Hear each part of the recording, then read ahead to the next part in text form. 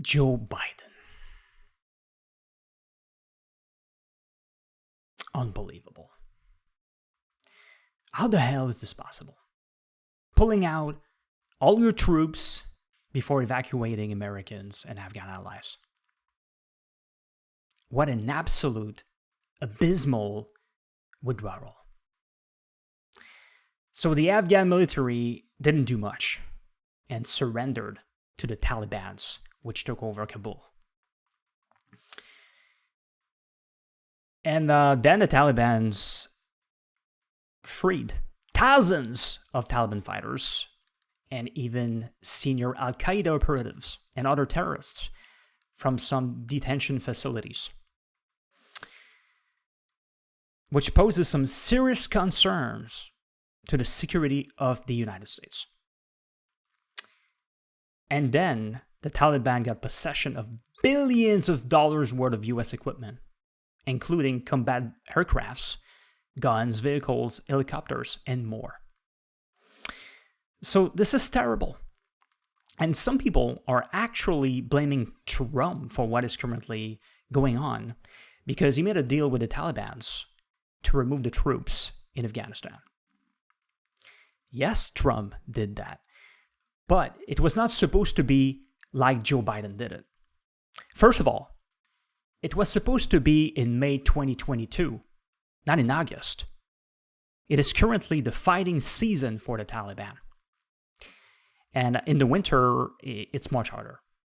Second, it was supposed to be an orderly withdrawal. He wouldn't have completely pulled out American troops without having evacuated Americans and Afghan allies before.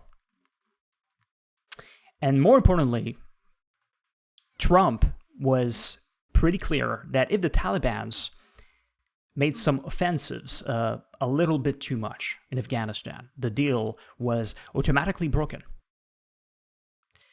So if the Taliban had done what they just did when Trump was in power, he will have obliterated them. So Joe Biden broke multiple parts of that deal. But the deal that Trump made is still embarrassing, and there's why. So first of all, what was in the deal is that in the first 135 days, the U.S. was going to reduce troops to 8,600. And allies were also going to reduce their forces, which they did. Okay, but this deal also included a prisoner swap. So Trump exchanged 5,000 Taliban prisoners for 1,000 Afghan security forces prisoners. So he strengthened the Taliban's at least a little bit. For what exactly? I mean, it should have been more than obvious that you cannot trust the Taliban and that they could try, okay, that they were probably going to try to take over the country. So it was definitely not worth it to do this prisoner swap. Also, the U.S. was going to lift sanctions against the Taliban and work with the UN to lift its separate sanctions against the group, which is embarrassing. He also didn't even include the Afghan government in the negotiations with the Taliban. So now, the U.S. is trying to evacuate Americans and Afghan allies, interpreters, which is probably more than 30,000 people. Who knows? And the Taliban's probably got the lists and other information of some people that work with the United States, and they will be able to track them down.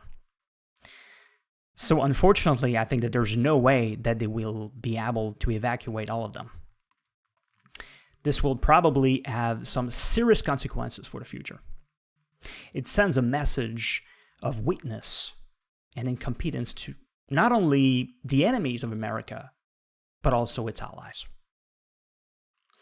Depending on what happens in the future, it is even possible that we could be forced to go back to Afghanistan anyway. So I definitely think that Americans should have kept at least a couple thousand troops there. So this is a disaster, and it's not even over. Who knows what could happen next? Hopefully, Afghanistan won't become a safe haven for terrorists who want to commit terrorist attacks outside the country. But unfortunately, it will probably be the case. I must admit that I have been affected by what happened in the last couple days, and I still am. I will continue to follow the situation, and depending on what happens, I may make other videos about that. So thanks for watching, and God bless America. Just joking, I'm an atheist.